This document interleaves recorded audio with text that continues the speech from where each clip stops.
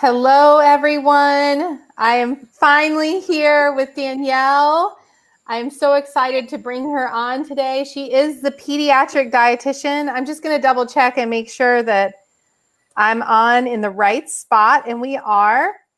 If you guys have comments throughout, make sure that you just go ahead and post them, and then we will touch on them if it suits right in that time, or we'll hold them to the end. We have quite a list of questions to go through. But it's such an honor to have you here, Danielle. Thank you for being with us today. I would love to hear more about you. Okay, yeah, thank you so much for having me on. This is awesome. I've never done anything, any Facebook Lives before, so honored to have you be my first. Yeah, so I'm a dietitian in LA. I primarily work at UCLA, actually, and specializing in pediatrics. And I'm actually from Maryland originally, so East Coast. I've also worked in Florida, so I've been all over, but I specialize, I guess, primarily, a good way to sum it up is I know how to make kids grow. But that has a wide range of, aspects that are involved. So whether kids have conditions that they're born with or develop that can impact their growth in a negative way, whether they're growing too slow or growing too fast, I can help with all aspects of that, navigating it, as well as something so much more complex where it's using a tube feeding or IV nutrition to get everything in that a child would need to grow in a very healthy and adequate way. So I guess that's to sum that up. That's very cool. That should be a very rewarding job also to have, for sure. That's very cool. So what it really sets you apart in the field of dietitians, because it's such, a large field, and I would love to know what makes you unique in your approach. Sure. Number one, I think first I have firsthand experience with a lot of pediatric nutrition issues. My sister and her husband actually have a little boy with nutrition complexities that involve a tube feeding. And so I understand as much as I can, the ins and outs of what parents go through on a daily basis in the real world, struggling to help their kid grow and get all of the proper nutrition with some huge barriers. So I think that has been extremely valuable to me, just being able to relate, because I'm not a mom myself. Though I have a lot of experience with children, and it's a huge passion of mine. So that's one thing that I've been grateful for. And then number two is I'm not a conventional dietitian, so to say. There's a lot of, I guess, concepts that I teach and use in my approach that are kind of against the grain. I think there's a common view of dietitians, especially dietitians in hospital settings. And I kind of break the mold a little bit. A huge foundation of mine for my approach is traditional eating, ancestral nutrition. So in combination with, of course, evidence-based studies and research. But as with anything, people are the ones who are behind a lot of research and studies, obviously, and there's flaws there. You can't really take every study for the black and white as to what it shows. There's bias, there's flawed science too. So I love combining that with the common sense of what we have from history. So I am the dietitian that will teach my families and patients to use, real butter and eat real eggs, including the yolk. And that may be something that we don't hear from some other dietitians. Very much so. I know with two sets of twins, and the boys had, a little bit of a different start than the girls did. It was kind of difficult to at first find some of the truths and what I was looking for in how to feed them. And I think a lot of other moms, especially moms that are on right now, are struggling and thinking along those same lines. Like, what do I really feed my child? Because we can get fooled by marketing science so easily, right? Yes, definitely. Yes, for sure. So I have some questions today that I'd like to go through. And those of you that are on, if you have questions for Danielle, this is a huge opportunity, guys. She's amazing and her knowledge base is so broad. So if you have children and you are, thinking about these issues with them, ask her. She's here, and ask her these questions because it's so important to understand the truth. So then you are empowered on how to take care of your kids. And as moms, that's a big load off of our mind as well. Okay, your mom is on. She's pumped. I love that. She's very enthusiastic. That's so cool. Okay, so what are some of the most common nutrient deficiencies that you find in kids? Number one is definitely vitamin D. And that's not just kids, actually, but everyone. And that's especially prevalent now during 2020 with COVID because everyone's being told to stay inside. But regardless, it's super easy to be deficient in vitamin D if you're not getting sunlight exposure every day and if kids are being slathered in sunscreen and covered from head to toe. So vitamin D is number one. I see it in almost every patient. So if pro tip, if you guys get annual labs done at your pediatrician, always, always, always ask for a vitamin D level to be added because it's frequently forgotten. And then number two is iron. And that's usually because it's very easy to fill up on tons of milk. I see kids drinking 30 ounces of milk a day, and dairy inhibits absorption of iron. So I've had kids get admitted to the hospital with iron deficiency anemia. So that's something that's completely preventable. So it's important to limit milk and dairy to no more than 24 ounces in a day, preferably around 18 to 22 ounces. That's great. Those are really good tips. What are your best tips other than obviously using the sun? What are your best tips for kids, especially now with virtual school and they're not out on the playground and they're doing virtual recess? What can we do to support our kids with vitamin D? So a couple things. A small way, whenever budget allows, I would always choose pasture-raised animal products. So if budget allows for you to get meat that says pasture-raised, or eggs, honestly are the easiest, most affordable way to get some extra vitamin D. If you see eggs that say pasture-raised, not cage-free, that's completely different. But if animals are running around outside in the sun, it translates to the nutrient value of what you end up eating. So there will be vitamin D in that milk, in the beef, in the chicken, in the eggs. And then beyond that, you can use supplements. This is one of the only things I promote using supplements for usually is vitamin D, whether it's from a food source like cod liver oil is a wonderful source of vitamin D, or just picking up a very cheap vitamin D supplement, something as simple as D drops, which are on Amazon or Target or at Target. But that's something that's very simple and most everyone can afford and feasibly fit into their daily routine. Yeah, I use the drops for the kids because they're easy to get in, and a lot of times like the gummies and stuff have a bunch of other weird stuff in them. So drops, it's literally just one drop for somebody, for a child under the age of 1, and I would just do 2 drops for over the age of 2, around 600 to 800 units a day. Okay, those are really good tips. All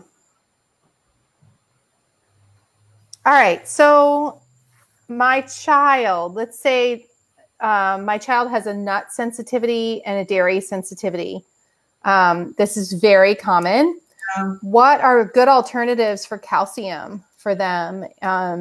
Because they can't have the nut milks that might be fortified with calcium. Yeah. And then they can't have the dairy.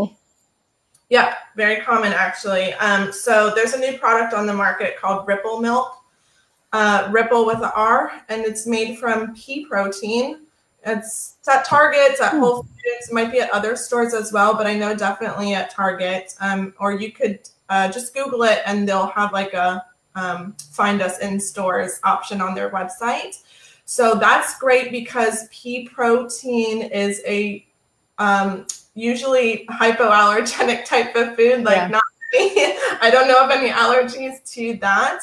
And they are fortified with a good source of calcium. A child would need about 16 ounces a day of that to get all the calcium they need. And that's fairly doable for most kids. And they have an unflavored and I think vanilla flavor.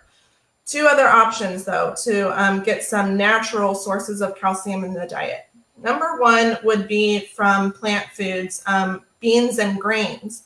However, this is going to take extra time because just eating grains or beans as we typically would, you're going to absorb only about 5% of the calcium in those foods. So I know we see a lot of, I don't know, memes and informational posts on social media about like this much spinach has the same or more calcium than this much milk, but it's honestly not accurate because you absorb 5 times as much as the calcium in dairy as you do from plant food. So it's not a one-to-one substitution.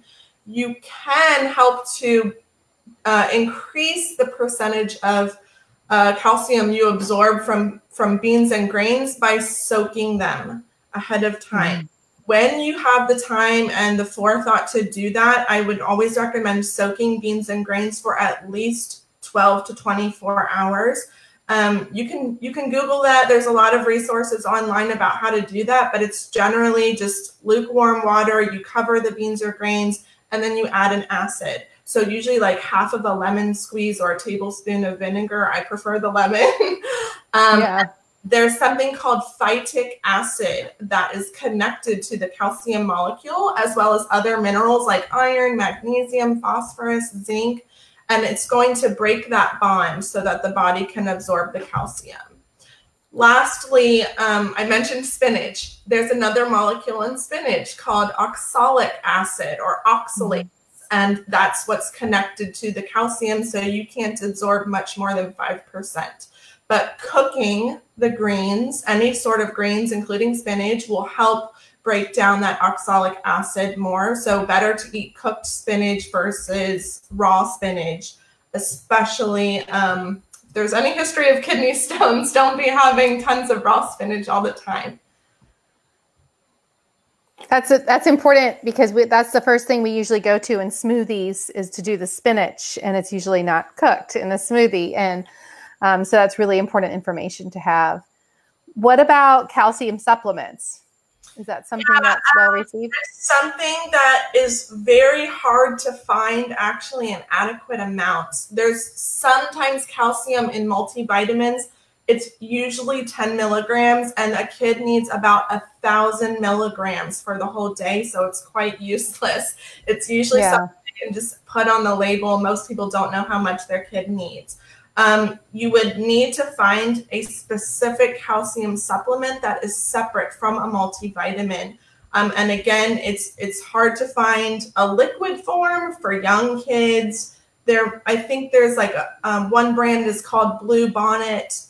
And usually these will come with another vitamin, like vitamin D. So then you have to make sure there's no vitamin D in their multivitamin, because vitamin D is one of those vitamins that you can't have too much of. Everything kind of in moderation. Having too much of a healthy thing becomes a harmful thing. So that's something if your kid doesn't like Ripple milk and you feel like you can't get adequate amounts of beans, grains, greens in them for whatever reason, this is a very important reason to work with a pediatric dietitian to help them guide you with different supplementation. Yeah, that's really important and smart. Could we use a pea protein powder? It would have to be specifically fortified with calcium. It's not meaning like calcium won't just be naturally in pea protein. It's just kind of the medium that they're using to add the calcium fortification, knowing that probably most of their audience or their customer base is having different allergies and they need their supplements. So I don't know of a powder on the top of my head that has that adequate calcium. It's really just that one milk I know of. That's cool. Okay, that's going to be a great resource to add in to my list. Thank you for that. Okay, so as terms of vegetables, usually the kids are really easy to feed those early on, and then they kind of go through that age 3 where they then have an opinion. Yeah. And then all of a sudden we're playing with friends and we're the only ones eating vegetables and everything else is out of a package and palate changes. Yeah. And when the palate changes, then vegetables automatically become the back burner. So for all of us moms, really focused on understanding that the importance of having vegetables in the diet. How many servings of vegetables does a child really need? So it varies with age. Toddler years, like 2 to 3 years old, kids need about 1 cup a day. A cup is typically the size of an adult fist, more probably a bigger fist than smaller. If you have very small hands, double that maybe. But that's a very good way to just eyeball it so you don't have to get your measuring cups out. So 1 cup a day for your 2 to 3 year olds, and an easy way to kind of split that up into manageable portion sizes is a 1/4 cup at lunch, dinner, snacks here and there, and a 1/4 cup is like 4 tablespoons, so that can be very feasible if you're using things like cucumbers, baby tomatoes, little things for them to munch on throughout the day. You know how toddlers run around and play and then come back and snack here and there. So for your 4 to 8 year olds, it's going to be 1.5 cups a day. And then for 9 years old and up through our ages even, it's between 2.5 and 3 cups a day. Usually I just recommend for these older kids, 9 and up, and adults as well, to just aim for 1 whole cup of vegetables, your fist size, at lunch and dinner every single day, and then add a snack that includes a vegetable. Whether it's celery, cucumber slices, a handful of baby tomatoes, whatever you like, that's easy, and you can just quickly grab without doing any extra cooking, and it can just be incorporated into one of your snacks. That's really good and important. How do you feel about the hiding the vegetables in like a cookie or in a smoothie and meatballs? Yeah, for kids that are really choosy, we'll say. So a couple things. Number one, I'm a fan of it, but with conditions. So if you only ever hide the vegetable, you'll never see progress. So you have to do that. I know you have to do that in order to get the nutrients in, right? But how will you ever see progress with your child accepting the vegetable as it is whole on the plate? So I always recommend to hide it, but to add a small portion, maybe even as small as 1 tablespoon, like 1 spear of broccoli, 1 spoonful of peas, something very small and not overwhelming to your child. Add that to their plate. Or if they're very sensory, then you can add it on a separate dish next to their plate so that they don't get aggravated and uncomfortable with it being near their food. And that can be very common. And that's okay, but you just have to always place it there, even though they're not going to eat it. It's that consistency and the exposure over and over and over. It can take kids 20 times to see a new food before they become comfortable with it and willing to taste it, smell it, or much less eat it. So it's really that consistent exposure, not giving up, and then also just being okay with the fact that your kid's not going to eat it, but maybe the 20th time they will. And you won't ever get there unless you start sometime and somewhere and just be consistent and patient and, tell your child, it's okay if you don't eat it, that's all right. But just leave it there. Just be okay with it sitting there. And you can encourage them to explore that new food in different ways. Like, what does it sound like if you snap this green bean, or is that food mushy, or is it soft, or is it hard? So it's encouraging them to explore it with different senses so that they don't feel the pressure of having to eat it, because you want to avoid meal times becoming a negative experience. Yes, I am 100%. Is anybody else guilty of that? Especially with the boys, because I felt such pressure to get these vegetables in because I knew what they needed. And I'm like, they're not eating enough. And I'm like, okay, you just have to try one more bite. And they're like, no. And so I know now, you know, with the girls, that was wrong. And, you know, that caused more issues later on, even though they're continually exposed to it, it did cause more issues.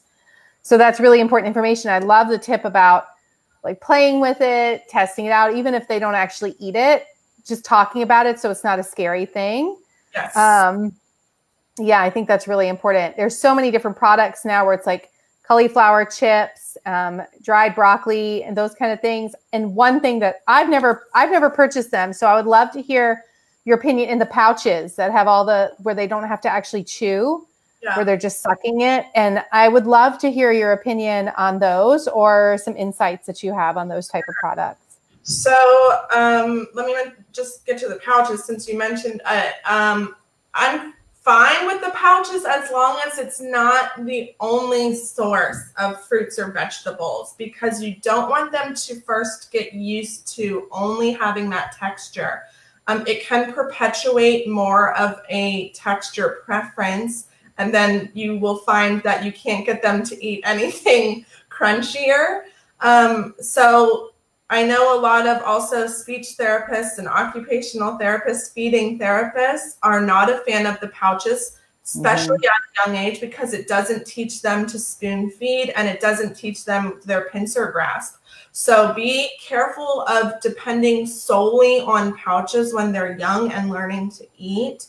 I think it's super great for convenience and car rides on the go. That's awesome, but make sure it's not something they're having, you know, 3 times every day at that age where they're still learning to eat foods. But I think there's a great use for it at times, just not completely being reliant on it, because you can create texture aversions and picky eating. And then what was your other question? I saw at Costco yesterday, it was like cauliflower chips and the veggie straws and those kind of things that I'd love to hear your opinion. I have my opinions, but I'd love to hear your expert opinion. Honestly, I'm a fan of anything that you can kind of upgrade the nutrient value of and the quality of your snack foods. So the brand called From the Ground Up has a lot of cauliflower chips and Cheez-It kind of crackers. And those ingredients, in my opinion, are much better quality than the standards that we have, like the regular Cheez-Its. It's also a really valuable tool if kids are having struggles with gaining too much weight and we're trying to reduce their carbohydrate intake, so without them feeling so restricted and missing out on their favorite food. So just trading something as regular Cheez-Its for the cauliflower version is so much healthier. And then they can also feel, oh, I still get the same flavor I've always liked, but now I can incorporate that in a healthier way. So I'm a fan of that. Whenever we can kind of upgrade our snack choices to healthier versions, why not? Yeah, that's great. My view on it is the same for sure, is how can we make a difference in the quality and, reducing inflammatory load on the kids and things like that. Definitely. And I think it's, sure. Ideally, in a perfect world, we wouldn't be having any processed food. And if we think back to traditional eating, every food and meal and snack would be 100% cooked. But in 2020, in the modern day, that's not realistic all the time, and that's okay. My approach is, if the majority of the time, if 80% of the time, you can be making sure your kids are eating as healthy as possible, what we do consistently, the most consistently and routinely, that's going to have the most difference on our health and our kids' health. But if 20% of the time you need to rely on and use some convenience foods just see if you can upgrade them. Whenever budget allows, whenever you're able to run to a different store that has those other options, like from the ground up, or like Trader Joe's has like a lot of freeze-dried fruits and vegetables, that's always going to be better. And then also your kids, when they're around other kids, maybe not so much in 2020, but when they're socializing and they see their friends eating snack foods out of bags and boxes, but then they don't have that, it becomes an issue. So you want to, and I know there's a balance of having your kids fit in and feel like they're not being deprived, but also eating foods that they like and foods that aren't completely harming them. So I think there's a nice balance and compromise there, with so many brands popping up today that have just improved our traditional snack foods from like the 80s and 90s. Definitely. I mean, that social component is so important, because I know that my boys on many occasions when they like went to kindergarten, they were first exposed, were like, everyone else has food in a bag. We want foods in a bag, and we want to open the bag at school. And I was like, okay, we'll put it in a Ziploc, and then realize, that's not what they meant. They wanted the package. And so that started a whole nother exploration. Yeah. So April asked, what if I can't afford organics? Are raw vegetables still healthy if they're not organic? Definitely. So the organic label is referring to pesticides. It's not referring to the nutrient value. So you're choosing, usually based on budget and access.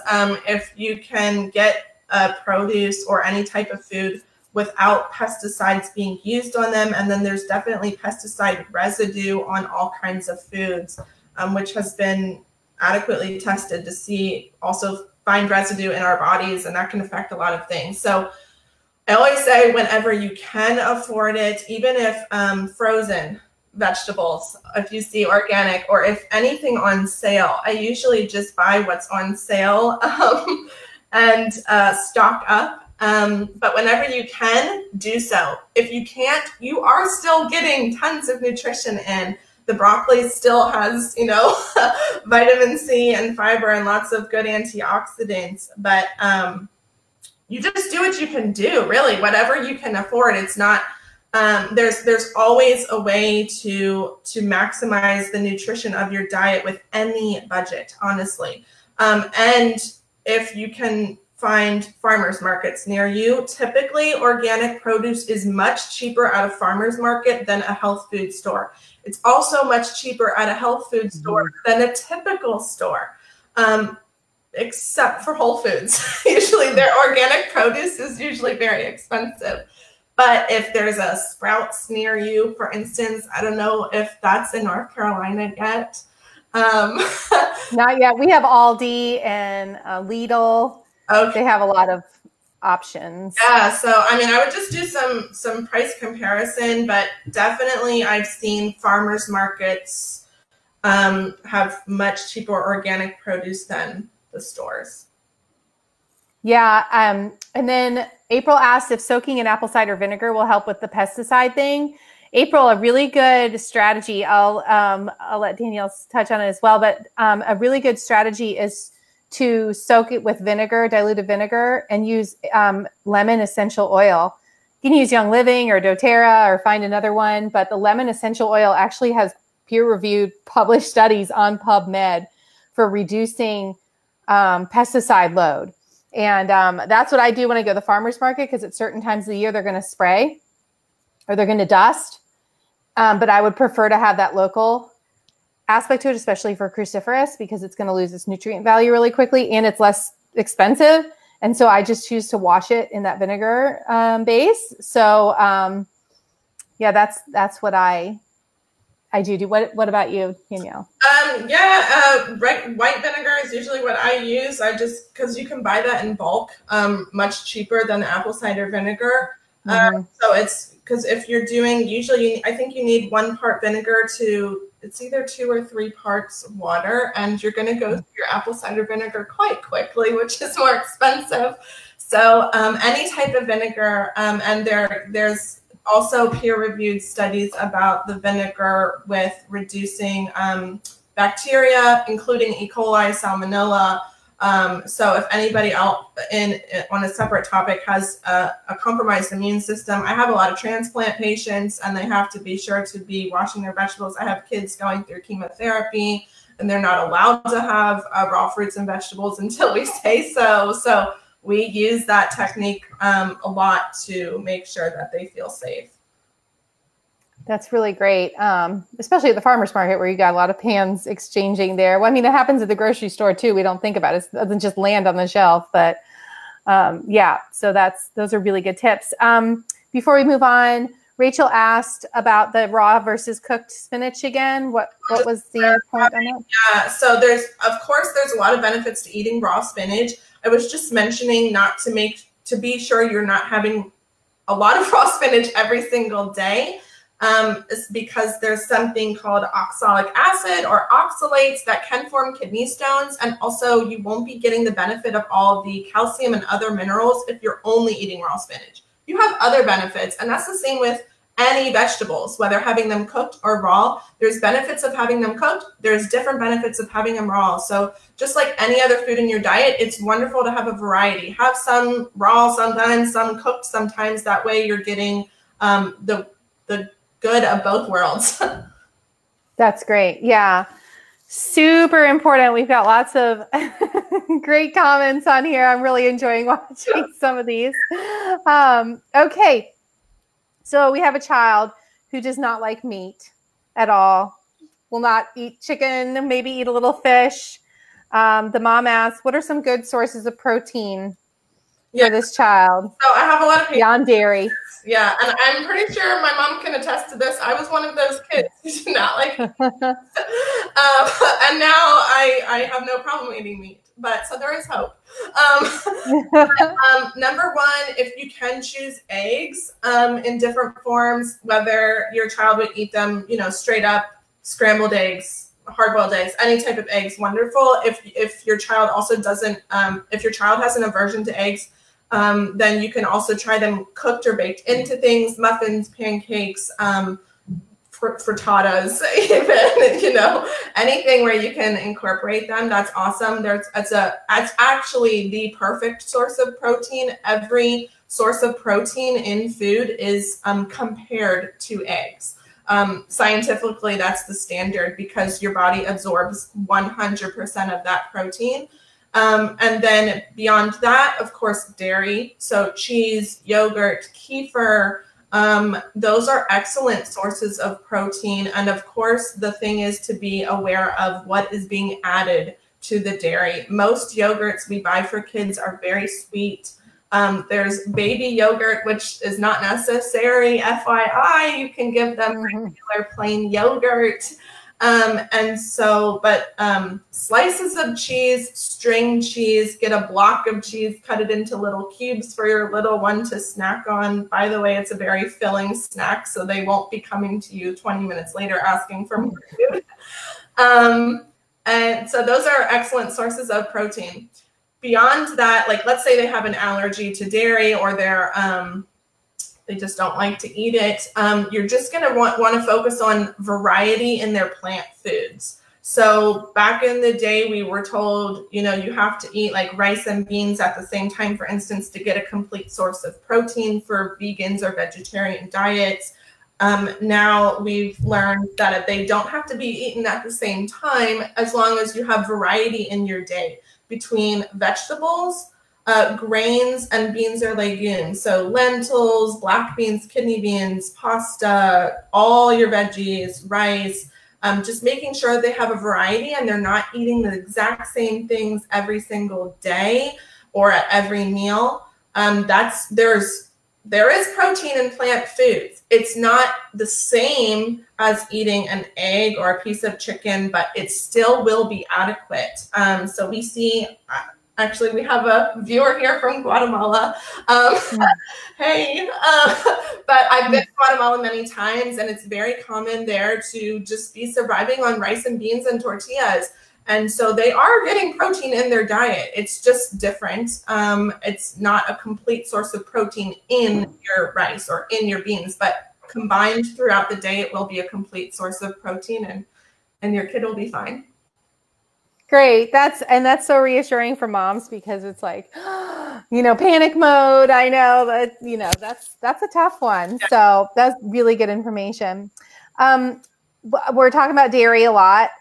What is your stance on with organic versus conventional dairy, especially with the cheeses like string cheese and things? The organic string cheese is so expensive. And I've had moms say, I can't do it because my kid will eat. It's twice as much to get how important is it to get organic? Yeah. I just, honestly, you pick and choose. And you have to just be able to do what's feasible for your budget and your family and your finances. If the only option is cheese in general versus if it comes down to either I get organic cheese or vegetables, which one do I choose? It's okay. I think you shouldn't feel shamed that you can't afford organic foods all the times. When you can, you do. When you can make a decision, you do. But it's better to have cheese in their diet than none at all, because you can't afford the organic one. Right. And you try to look for other rooms in your grocery budget, if possible, that you can kind of shift to afford the organic stuff. For instance, like if you can save on not spending money on, Capri Sun or chips or granola bars or Cheez-Its, those snack foods really add up and they're more costly. And so if you didn't have your pantry full of packaged snack foods, that way you can afford the snack foods that are more natural, the cheese, the avocado, the eggs, the vegetables, the fruit. That way, I know it's hard to get away from the convenience of the snack foods, but if you can decrease that in the house, you might be able to afford more of the organic foods that you want to, but you don't have to. Yes, it's better, but it's not the end of the world if you can't. Right. Very good. So do you recommend supporting a child with fish oil? Yes, if you can. And I know I keep going back to the budget issue. Honestly, I just have a lot of patients who budget is a big barrier. And so when you can afford that, I think it's very beneficial.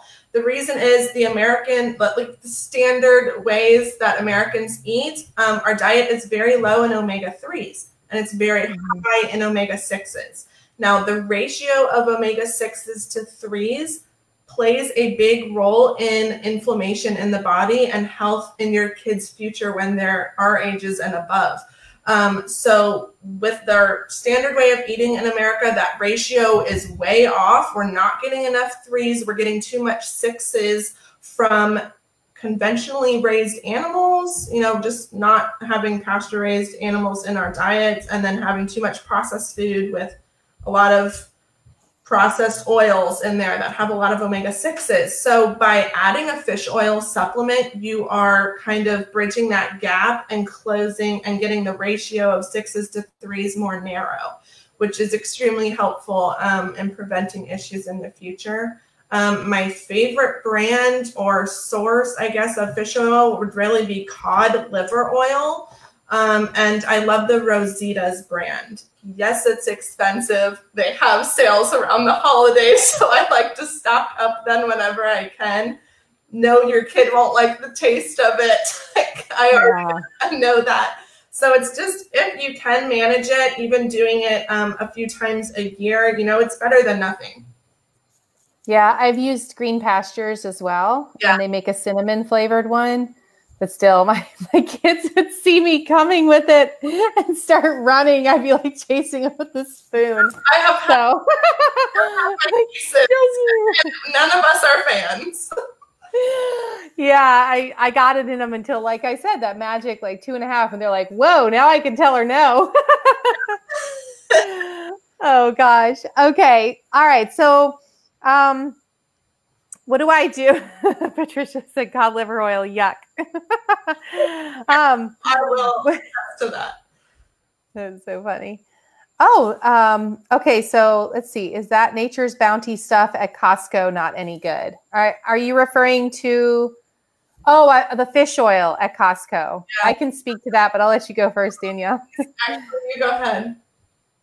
Okay, my fish oil can go rancid really quickly, and you don't know how long the Costco supplements have been sitting, and you don't know where they've been sitting, and the temperature control, and also you pay for the quality as well. So if you're paying $12 for 1,000 capsules, you can just, do the assessment that you're likely not getting. You're better off going down and buying a box of sardines, Yep. the Wild Planet sardines, and eating that. Yeah. So yeah, we know these options don't taste good, but you do what you can. If kids can get used to taking it when they're young, it's a teaspoon or a half a teaspoon for younger kids, and it can be followed by like a spoonful of yogurt or something to get the taste out of their mouth. Yeah. But the fish oil supplements, it's a type of fat that is very fragile to oxygen, light, and heat, just like other vegetable oils. So they're actually probably damaged on a molecular level before they even get to the shelf in the store. And then the longer they sit there, that's going to be a problem too. So yes, the better options are extremely expensive, but you do get what you pay for. So there's no real point in spending the $12 for the Costco one. I'd rather just save that and buy the real thing when you can. Yeah. April says hard pass on the sardines. I got to tell you, April, if you mix it in with a salmon and like a avocado oil mayonnaise and tuna, my kids eat it 3 times a week, and you would never even know it. You chop all those little bones up real fine. There's no heads. You just mix them up with a little chopped apple, and you're good to go.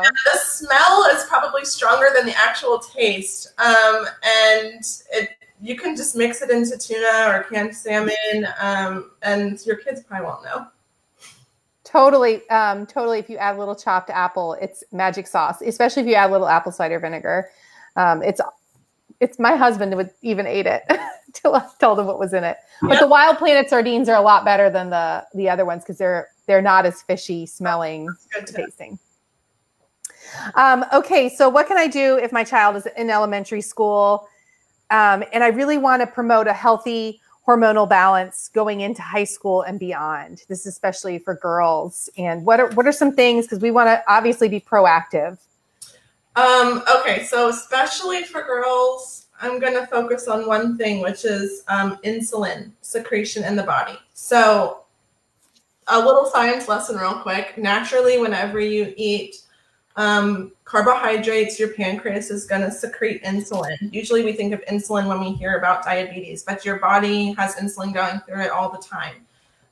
Now, if you have too much insulin going through your body, which would mean you're eating too many carbohydrates, then your body can become resistant to it, meaning less sensitive. It doesn't work as well. Then your body has to put out more and more and more to get the same effect and to prevent you from having diabetes in the future, prevent you from having high blood sugar. Now, for females especially, if you have too much insulin going through your body because your diet is so high in carbohydrates, including sugar, but also including normal starchy carbs like rice and pasta and bread and corn, then you can develop that insulin resistance, insulin insensitivity, and that can lead to issues like PCOS, endometriosis, and it's not always the cause, but it can be the cause. And irregular cycles, more painful cycles. So that's something obviously we want to avoid for our teenage girls. And then there's a ton of studies going on about insulin resistance even later in life, like being linked to dementia and Alzheimer's. So multiple reasons to pay attention to portion sizes of normal starchy carbohydrates in addition to those added sugars. So beyond hormones, just for females, but just in general for our kids, limiting processed foods, big on that, because there's a lot of artificial, man-made chemical ingredients in processed foods that are acting as hormone disruptors in the body. Yeah, it's not going to be something you notice today. with your 4-year-old. It's just, if that continues to be a part of your kid's diet for years and years and years, almost every day, when they're teenagers and when they're older, there's going to be issues they're going to struggle with. So processed foods, plastics, cooking in plastic, storing food in plastic, heating food up in plastic. Plastic is a material that moves. So it does move into the food. This is something that I learned in my chemistry class in college. So those molecules are not stable and they do move. And that's why it's best to use glass or stainless steel, things like materials like that are not going to just leach into your food or your water. So try not to use plastic water bottles all the time. Not packing plastic water bottles into your kids' lunches, but getting them used to refilling their water bottle. That can be extremely helpful in just trying to eliminate as much as we have control over. You know, like we don't have control over everything. So some people will take the approach of, well, I can't protect my child from everything, so why try? But yeah, you can reduce the load a little bit, right? Like we don't have control over the air pollution and the chemicals we're exposed to on a daily basis outside of our own home. And yes, we can't have a perfect diet. And budget is going to dictate a lot of that. Access will dictate a lot of that. Taste, aversions, you know, picky preferences. But so you kind of choose like, well, I do have control over this. I can choose not to buy the plastic water bottles and put them in their lunch every day. I can choose to put their snack foods in a reusable container instead of the plastic Ziploc. I can choose not to microwave their food, et cetera, et cetera. So there are small changes and they do add up because we're talking about a lifetime of exposure. We're not just talking about one day in time. And then, so wherever we can reduce that exposure and that load, why not? Yeah, I feel like it's so empowering because it's like if you do the work now and be proactive. I work with moms, you know, in their 30s and 40s and some in their early 50s, and we're working on perimenopause and talking about it's in your 30s when you start doing the work to prepare for perimenopause to lessen the load on your body as you transition. And it's especially, I thought this question was really important because the more we know, the more we can prevent our children, especially our daughters, from going through these hormonal struggles. And this stuff starts early, like starts accumulating really early. So if you can even communicating the value of that, I know for my girls, like they're 5 and I'm not hammering them with the information, but we read a book about the body a couple times a week and talk about the importance of fueling your body and what everything on the inside does. So that food doesn't just go in and disappear. It's doing something.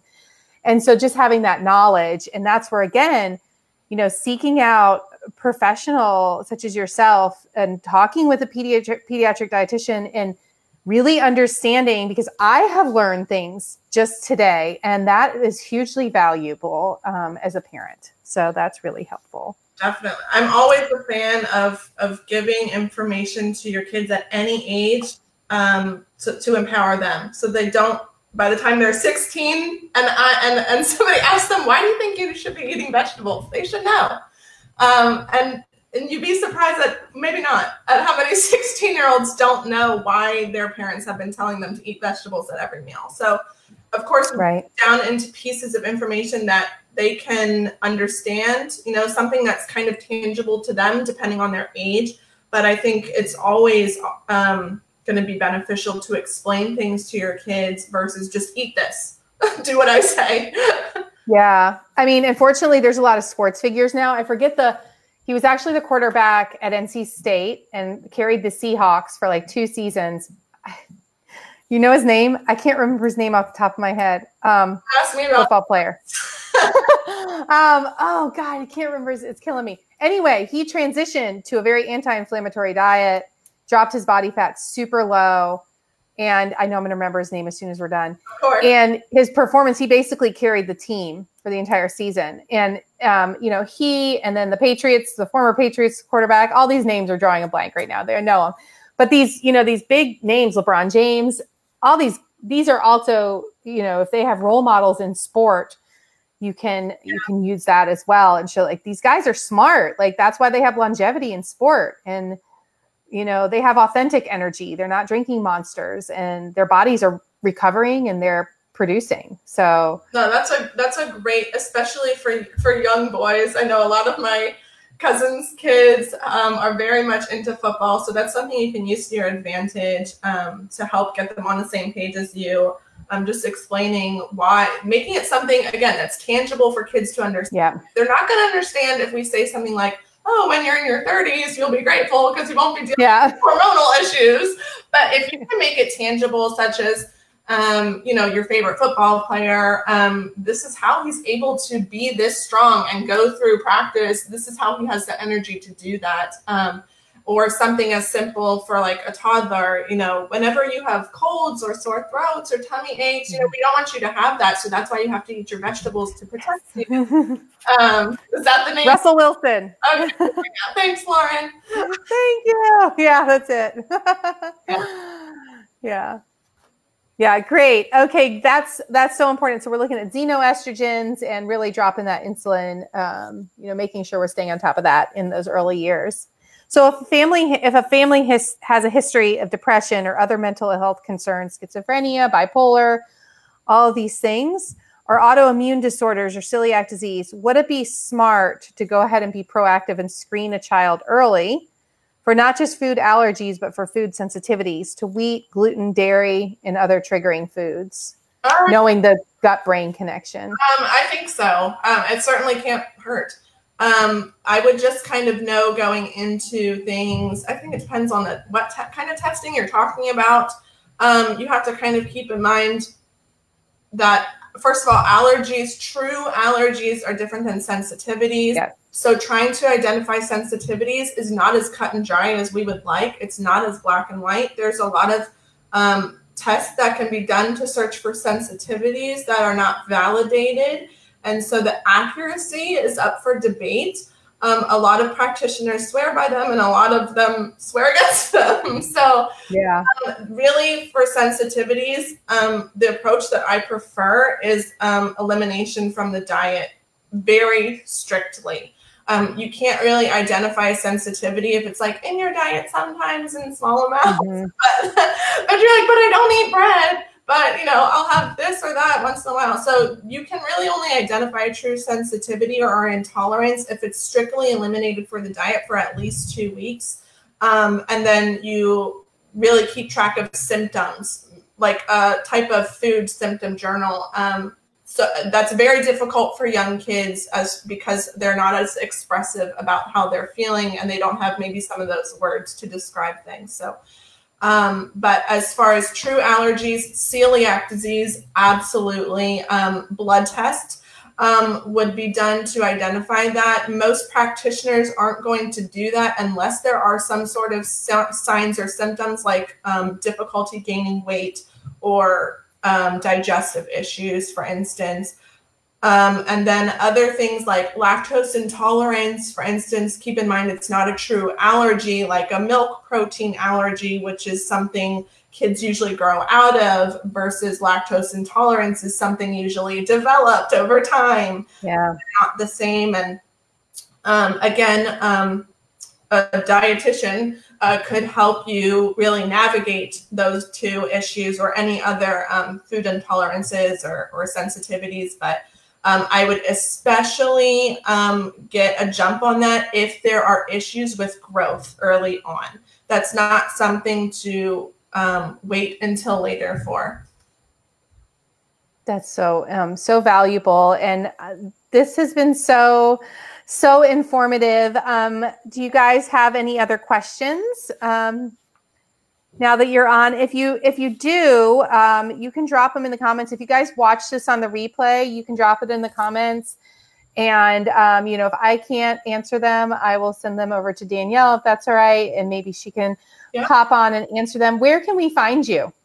Okay, so I'm still getting up and running on my own. You know, I'm still working my full-time job at UCLA, but you can follow me on Facebook or Instagram, the Pediatric Dietitian. Feel free to always message me questions, comment on my page with questions. as I'm not posting as frequently as I should be. And eventually I'll have my website up and running and you'll see me more routinely. But until then, just message me. But your mom is a trip. For sure, for sure. We, you know, this has been so informative. You've helped a lot of people. And so thank you guys all so much for watching. And I would love to have you come back on and we'll do a part 2 and do some more questions. Yeah. Okay. Thanks everyone. I hope everyone has a good night.